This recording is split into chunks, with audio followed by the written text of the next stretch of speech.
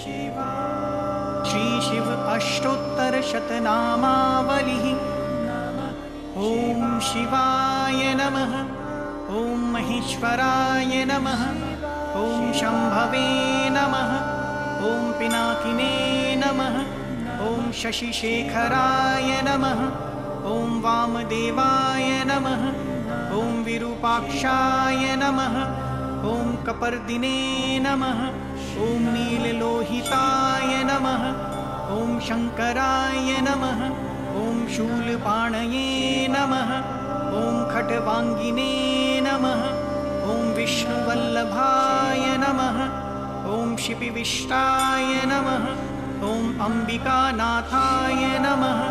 ॐ श्रीकण्ठाय नमः। ॐ भक्तवत्सलाय नमः। ॐ भवाय नमः। ॐ शर्वाय नमः। ॐ त्रिलोकेशाय नमः। ॐ शितिकण्ठाय नमः। ॐ शिवप्रियाय नमः।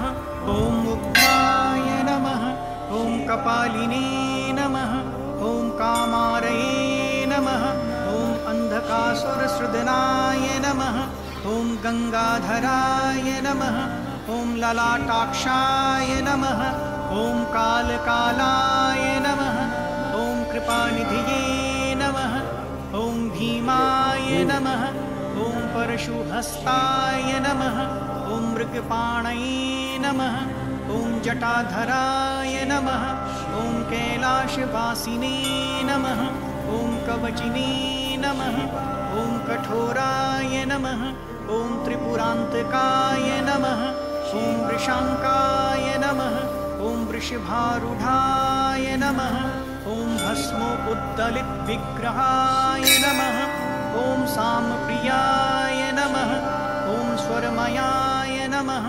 ॐ त्रयीमूर्तये नमः। ॐ अनीश्वराय नमः। ॐ सर्वज्ञाय नमः।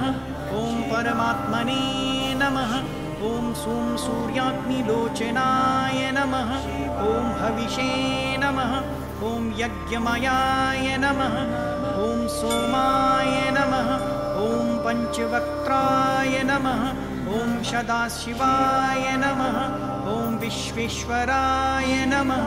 ॐ वीरभद्राय नमः। ॐ गणनाथाय नमः। ॐ प्रजापतये नमः। ॐ हिरण्यरेतसे नमः। ॐ दुर्धर्षाय नमः। ॐ गिरीशाय नमः। ॐ गिरिशाय नमः। ॐ अनघाय नमः। ॐ भुजङ्गभूषणाय नमः। ॐ भर्गाय नमः। ॐ गिरिधन्वने नमः। ॐ गिरिप्रियाय नमः। ॐ कृत्तिवाससे नमः। ॐ पुरारातये नमः। ॐ भगवते नमः। ॐ प्रमथाधिपाय नमः। ॐ मृत्युञ्जयाय नमः। ॐ सूक्ष्मतनवे नमः। ॐ जगद्व्यापिने नमः। ॐ जगद्गुरुवे नमः। ॐ व्योमकेशाय नमः। ॐ महासेनजनकाय नमः। ॐ चारुविक्रमाय नमः। ॐ रुद्राय नमः। ॐ भूतपतये नमः। ॐ स्थाणवे नमः। ॐ अहये बुधन्याय नमः। ॐ दिगम्बराय नमः। ॐ अष्टमूर्तये नमः। ॐ अनेकात्मने नमः। ॐ सात्विकाय नमः। ॐ शुद्धविग्रहाय नमः। ॐ शाश्वताय नमः। ॐ खण्डपर्शवे नमः। ॐ अज्ञाय नमः। ॐ पाशविमोचकाय नमः। ॐ मृडाय नमः। ॐ पशुपतये नमः।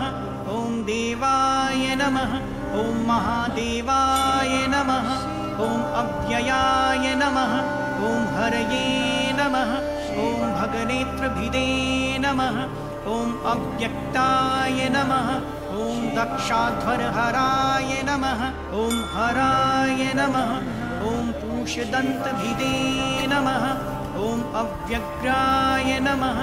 ॐ सहस्राक्षाय नमः। ॐ सहस्रपदे नमः। ॐ अपवर्गप्रदाय नमः। ॐ अनन्ताय नमः ॐ तारकाय नमः ॐ परमेश्वराय नमः। इति श्री शिव अष्टोत्तरशतनामावलिः।